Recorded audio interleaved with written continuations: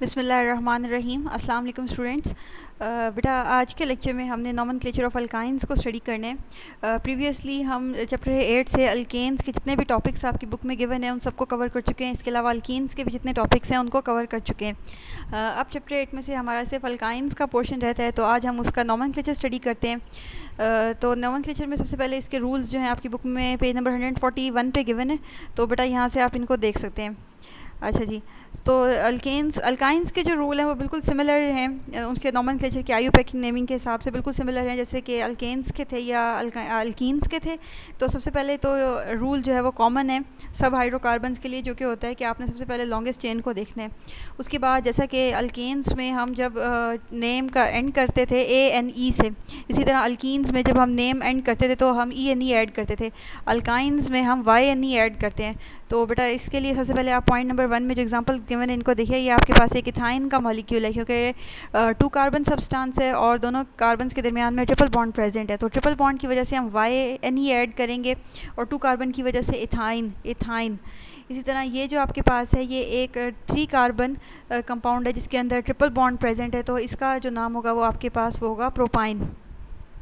ठीक है, तो ये तो बिल्कुल आपके पास सिमिलर है जैसे हम सिंगल बॉन्डेड सब्सटेंसेस को अल्केन कहते हैं। इसी तरह अगर पूरे मॉलिक्यूल के अंदर एक डबल बॉन्ड आ जाए तो हम उसको अल्कीन कहते हैं।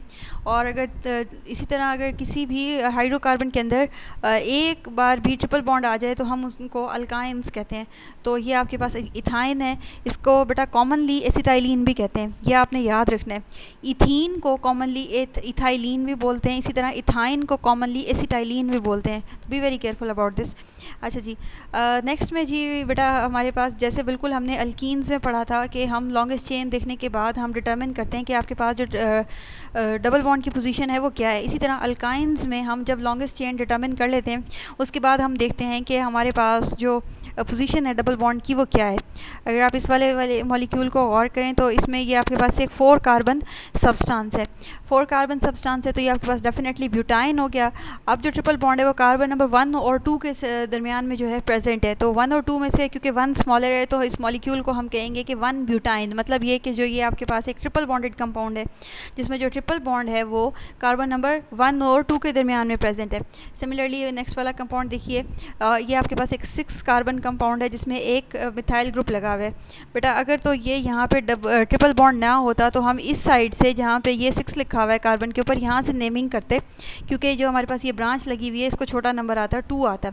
लेकिन क्योंकि हमारे पास इस कंपाउंड के अंदर ये ट्रिपल बॉन्ड प्रेजेंट है तो जैसा कि हमने अल्कीन्स के रूल में पढ़ा था कि भले अगर आपके पास ब्रांच लगी हुई हो लेकिन अगर आपके पास कंपाउंड के अंदर डबल बॉन्ड प्रेजेंट था तो हमने उस साइड से नेमिंग की थी जहाँ से डबल बॉन्ड को स्मॉलेस्ट नंबर आते हैं। इसी तरह सिमिलरली अगर हम बेशक हमारे पास जो है ब्रांच अटैच हो हाइड्रोकार्बन के अंदर, लेकिन हम नंबरिंग जो है उसकी वहाँ से करेंगे जहाँ से ट्रिपल बॉन्ड को स्मॉलेस्ट नंबर आए। तो इसलिए आपकी बुक ने इस मॉलिक्यूल की जो नंबरिंग है वो राइट साइड से की है ताकि जो ट्रिपल बॉन्ड है उसको स्मॉलेस्ट नंबर आए। अब इस कंपाउंड का नाम होगा 5 मिथाइल, क्योंकि 5 कार्बन नंबर 5 पे आपके पास एक ब्रांच अटैच है जो कि है मिथाइल। उसके बाद 1 हेक्साइन, क्योंकि 6 कार्बन कंपाउंड्स है दैट्स वाई हेक्साइन। और कार्बन नंबर 1 और 2 के दरमियान में आपके पास ट्रिपल बॉन्ड प्रेजेंट है तो इसलिए 1 हेक्साइन। ठीक है, अच्छा जी, बेटा उसके बाद पॉइंट नंबर 3 में आपको ये बताया गया है कि अगर आपके पास एक मॉलिक्यूल के अंदर मोर देन 1 ट्रिपल बॉन्ड आ जाए, जैसे कि हमने अल्कीन्स के केस में लास्ट वाली एग्जांपल में रूल नंबर 5 में पढ़ा था कि अगर आपके पास जो है 2 डबल बॉन्ड्स आ जाएं किसी भी मॉलिक्यूल के अंदर तो हमने उसे कहा था कि ब्यूटाडाइन, और हम दोनों बॉन्ड्स की जो है पोजीशन लिख देते हैं। जैसे कि ये आपके पास एक ब्यूटाडाइन का मॉलिक्यूल है और इसमें डबल बॉन्ड 1 और 2 कार्बन के दरमियान में प्रेजेंट है और इसी तरह 3 और 4 कार्बन के दरमियान में प्रेजेंट है। तो हमने स्मॉलेस्ट नंबर लिखने होते हैं तो हमने लिखा 1 3 ब्यूटाडाइन। इसी तरह अगर आपके पास किसी मॉलिक्यूल के अंदर 2 टाइम्स डबल बॉन्ड आ जाए तो हम उसको कहते हैं डायाइन। तो ये अगर आपके पास अगर आप गौर करें 6 कार्बन कंपाउंड है, इसमें आपके पास एक डबल बॉन्ड जो है वो ट्रिपल बॉन्ड जो है वो प्रेजेंट है कार्बन नंबर 1 और 2 के दरमियान में, और दूसरा जो ट्रिपल बॉन्ड है वो प्रेजेंट है कार्बन नंबर 5 और 6 के दरमियान में। तो ये आपके पास होगा हेक्साडाइन। कौन सा? 1 एंड 5। 1 और 5। बेटा अगर आप इसको 2 या 6 हेक्साडाइन लिखेंगे तो ये रॉन्ग होगा। 1 एंड 5 जिन दो कार्बन्स के दरमियान में ट्रिपल बॉन्ड बन रहा हो या डबल बॉन्ड बन रहा हो तो दोनों में से जो स्मॉलेस्ट वाला नंबर होता है वो आपने नॉमेनक्लेचर में इंक्लूड करना होता है। डेफिनेटली अगर आप 1 लिखेंगे तो इसका मतलब ये है कि जो ट्रिपल बॉन्ड है वो 1 और 2 कार्बन के दरमियान में प्रेजेंट है। इसी तरह अगर आप 5 लिखेंगे तो इसका मतलब ये होगा कि जो आपका ट्रिपल बॉन्ड है वो 5 और 6 नंबर कार्बन के सेंटर में प्रेजेंट है। तो ये है 1,5 हेक्साडाइन। ठीक है। अच्छा जी, अब हमने ये देखना है, ये आपने पूछा था जब मैंने आपको एक्सरसाइज सॉल्व करने के लिए दी थी। अगर आपके पास एक ही मॉलिक्यूल के अंदर साइमल्टेनियसली डबल बॉन्ड भी आ जाए और ट्रिपल बॉन्ड भी आ जाए तो फिर हम नेमिंग कैसे करेंगे? बेटा अगर आपके पास इस तरह का कोई केस हो जिसमें आपके पास साइमल्टेनियसली यानी कि एक ही मॉलिक्यूल के अंदर डबल बॉन्ड भी आ रहा हो और ट्रिपल बॉन्ड भी आ रहा हो, तो सबसे पहले तो आपने लॉन्गेस्ट चेन देखनी है कि कौन सी है। जैसे कि इस मॉलिक्यूल के केस में हमारे पास 5 है, यानी कि ये एक पेंटेन का मॉलिक्यूल तो है। अब हमने ये देखना है, हमने नंबरिंग उस तरफ से करनी है जिस तरफ से दोनों में से किसी भी बॉन्ड को, डबल हो या ट्रिपल हो, दोनों में से जिसको भी स्मॉलेस्ट नंबर आए हम उस हिसाब से नंबरिंग करेंगे।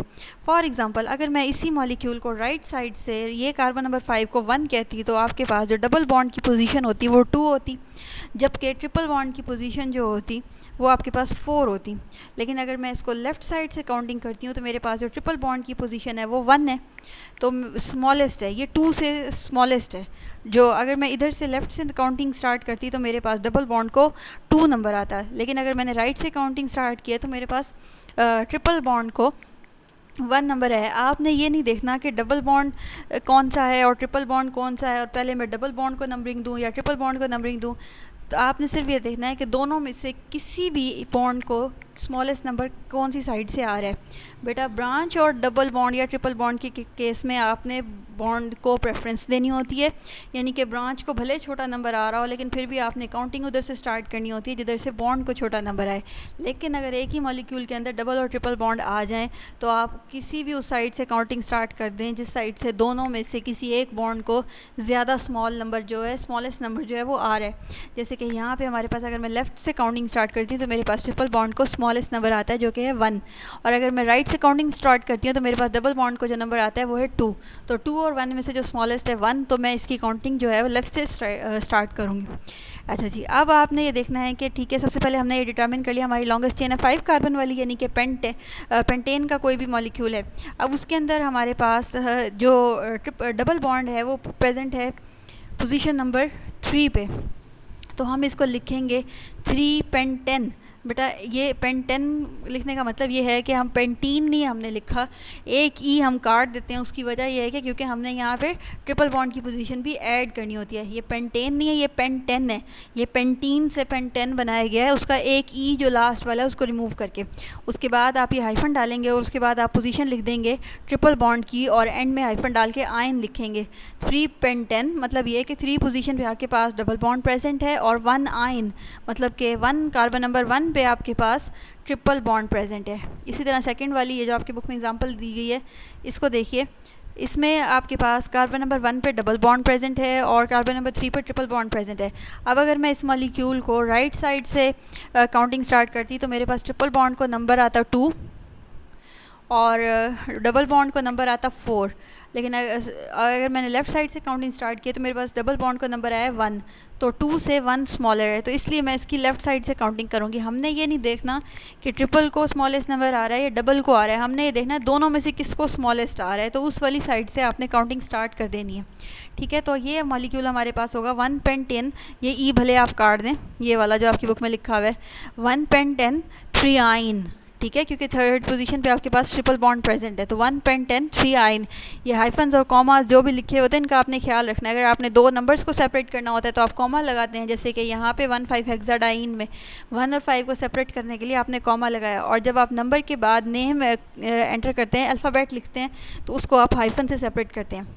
अच्छा जी, लास्ट में आपको उन्होंने ये बताया है कि अगर आपके पास डबल बॉन्ड और ट्रिपल बॉन्ड इस तरह प्रेजेंट हो तो आपने ये देखना है डबल बॉन्ड और ट्रिपल बॉन्ड इस पोजीशन पे प्रेजेंट हो कि दोनों को एक जैसा ही नंबर आ रहा हो, तो फिर आपने डबल बॉन्ड को प्रेफरेंस देनी है। बेटा ये वाला मॉलिक्यूल देखिए, इसमें इन दो कार्बन्स के दरमियान में डबल बॉन्ड प्रेजेंट है और इन दो कार्बन्स के दरमियान में ट्रिपल बॉन्ड प्रेजेंट है। अगर अब मैं इस मॉलिक्यूल को राइट साइड से काउंटिंग स्टार्ट करूं तो मेरे पास ये 1 कार्बन पे ट्रिपल बॉन्ड आ जाएगा, और अगर मैं लेफ़्ट से स्टार्ट करूं तो मेरे पास 1 कार्बन पे डबल बॉन्ड आ जाएगा। यानी कि जो दोनों डबल और ट्रिपल बॉन्ड हैं दोनों एक ही जैसी पोजीशन पे प्रेजेंट है। यानी कि हमारे पास ये मसला नहीं है कि हमने ये देखना हो कि कौन से बॉन्ड को स्मॉलेस्ट नंबर आ रहा है। दोनों बॉन्ड्स को स्मॉलेस्ट नंबर आ रहा है, एक जैसा ही आ रहा है। अगर मैं राइट से स्टार्ट करती हूँ तो डबल बॉन्ड को 1 नंबर आता है, और अगर लेफ़्ट से स्टार्ट करती हूँ तो ट्रिपल बॉन्ड को आता है। अगर आपके पास ये वाली सिचुएशन हो तो आपने उस साइड से काउंटिंग स्टार्ट करनी है जिस साइड से डबल बॉन्ड को स्मॉलेस्ट नंबर आए। अगर दोनों बॉन्ड्स को एक जैसा नंबर आ रहा हो तो आपने उस साइड से काउंटिंग स्टार्ट करनी है जिस साइड से आपके पास डबल बॉन्ड को जो है स्मॉलेस्ट नंबर आए। तो इस तरह, और फिर इस तरह अगर आप गौर करें तो हमारा जो मॉलिक्यूल है ये 5 कार्बन है, तो इस मॉलिक्यूल का नाम आपके पास बनेगा 3 मिथाइल 1 पेंटेन 4 आयन।